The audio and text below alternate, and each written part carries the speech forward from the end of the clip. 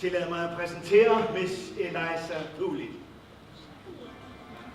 Miss Doolittle, en fornøjelse at træffe dem.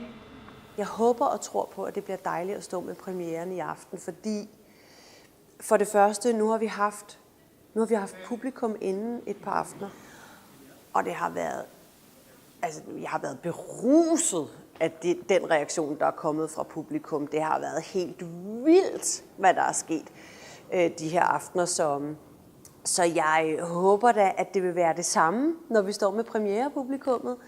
Og det glæder jeg mig rigtig meget til, og samtidig så er jeg ved at dø af skræk. Men det tror jeg nok, vi alle sammen er.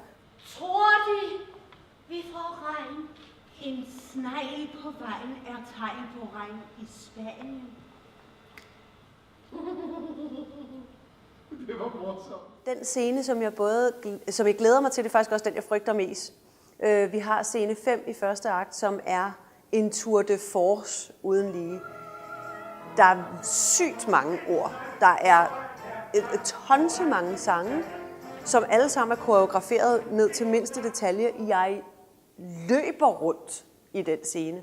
Jeg puster balloner op, jeg har kugler i munden, jeg skal gå balancegang, jeg springer op og ned af en trappe, jeg hopper i sofaen.